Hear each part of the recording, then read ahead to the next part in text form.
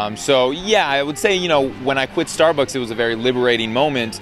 And I thought that was kind of the beginning of my rock stardom. But, I was young and somewhat, I'd say, naive.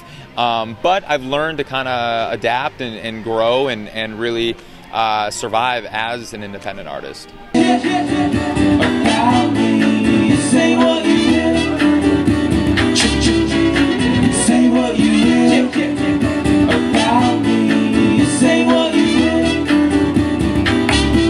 Was in college when Facebook came out.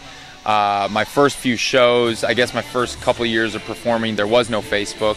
So when Facebook started to gain traction, I was right there from the very beginning. So I started using that, and obviously MySpace was a necessity back in the day.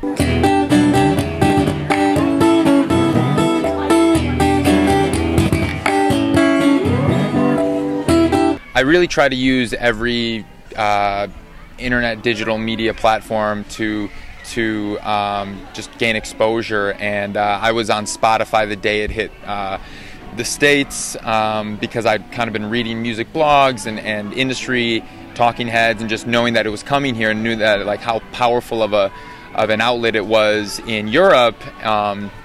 And when it hit the States, I knew it was going to really grab hold here, so I knew that I needed to get on it right away. And I'm kind of like that with most media platforms, most online digital outlets. I'll be home tonight.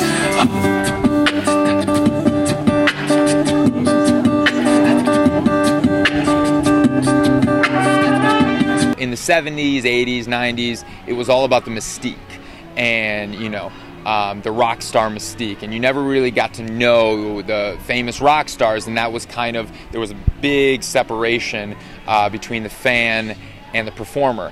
And now that gap has been bridged through Twitter and Facebook a bit, but more so Twitter really did that and bridged that gap, and that was kind of the final, I guess, the tipping point. I will not be home tonight.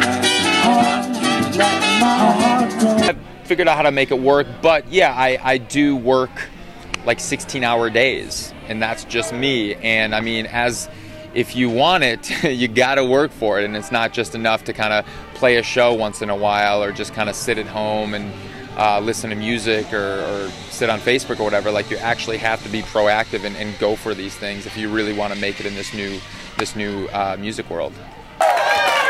Oh, well, thanks so much. This is my home tonight.